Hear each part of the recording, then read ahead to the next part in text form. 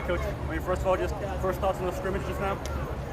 I think we've taken tremendous strides this week, and then obviously that second scrimmage of fall camp is a big deal. It's our last scrimmage. I thought that we had a ton of positive. We continue to get better, but we've also got to continue to clean up stuff, to erase mistakes, to fix our failures, which it's still common, but we're trying to minimize. We're sitting here 12 days away, and there's got to be that sense of urgency to be able to climb and win each and single day. So I thought we did that tonight. Really like how our defense flew around.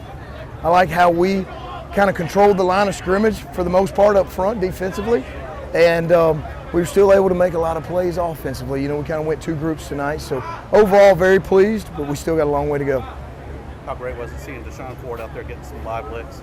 You know, just he grows every day. You know, he's still a true freshman. It's fast, you know what I mean? But he's really caught up. This second week, that's really into that third week of fall camp, his growth these last 2 or 3 practices has been very noticeable. And I think you could see it tonight. He continues to grow and get better. He's a physical bull. He's just got to keep his head down and just strive to get better every day, and that's what he's doing. I mean, last year you guys ran 65% of your plays were run plays, kind of a big part of your offense. What do you make of the group as a whole with McReynolds, Smith, Ford, that kind of three-headed monster? I think we've got a really good running back room. I think Braylon, you didn't see Bam tonight, Braylon McReynolds, he's really proven he's in that rotation. We wanted to see some of these other guys. Zach Palmer-Smith has done a great job. He is tough, physical. He's had a great camp. Then you go to Dorian Lewis, you know, from New Mexico. He's had a great camp. Now here comes Tyrell Bird the last couple of days, T-Bird. And then you got Deshaun Ford and Hagan Herring, so I like our room.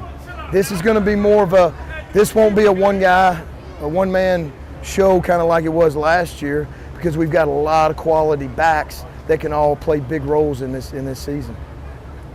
A lot of positives, but what's your takeaway of what's missing and what do you need to work on as you keep this countdown going for St. Francis? We just got to continue to clean up the execution on offense. If you go there and you see the drives tonight, we stopped a couple drives with some false starts. 2nd and 1, we move. 2nd and 6, we move.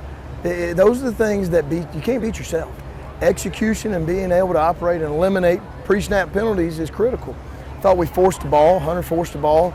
He's had a great camp, but he knows it too. We can't force balls, you know. We can't turn the ball over. You know, the ball security is key defensively. We just got to continue to get 11 hats to the ball and continue to improve our tackling. We've got a lot of speed. We've got some really big guys up front that are clogging up those gaps, and I think our secondary gets better every day. How important is it for the wide receiver room to kind of grow now? Obviously, had a couple injuries there. You sat out Jake tonight just to make sure nothing happened with him. 1, how big of an impact on those injuries? And 2, what do you see from guys stepping up that maybe we have heard of? You know, I think a guy named Rico Powers has had a great camp, an extremely good camp. Jake Godfrey's had a great camp. We held him out tonight. We know he can play. TG Tyler Griffin, we held him out. We know he can play. We wanted to see Jonathan Bibbs. We wanted to see JP Coulter. We wanted to see Caleb Gross. You know, we wanted to see those guys at the receiver position step up, and you saw JP make some big plays. You saw Jonathan Bibbs make some big plays, and then you saw Caleb Gross and Rico make some plays. So, you know, we're going to be a lot deeper come Tuesday when we go back and we start game planning. We just had to make sure, you know, we protected this roster and wanted to see some guys that really we feel good about. We wanted to put them in these situations. You get to go out now and shake hands with the fans. How big is that to start building that momentum as the season is getting ready to start? Man, it's all about our town and it's all about our fans. To see the number of fans come out tonight to our second scrimmage, I told our players that's probably a 10-year record. The momentum, the energy, the positivity, you know, this town and this community and all our former players getting behind us, you can feel it. You can feel it. We need this town to get your season tickets, to get behind us, to get behind this university. It's now or never, and you can feel it grow. Get your tickets. Let's pack Malone Stadium August 28th, 6 o'clock, St. Francis. That's our job and that's our mission, and we all got to come together, and that's got to happen, period. It's time. With 12 days left to the game, what's the one thing you've been harping on the guys most about? Really, right now, it's just our mentality and our toughness.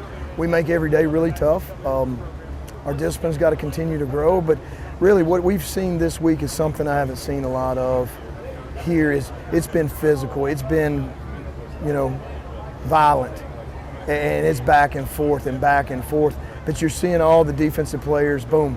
The DBs and receivers are competing for balls, and they're helping each other up after. The linebackers, are getting there pretty physically and are helping our running back up, and vice versa, O-line, D-line. So I like the chemistry. I like where this team's gelling and growing. We still got a ways to go, but the beginning signs are happening right now, and that's pretty special second scrimmage.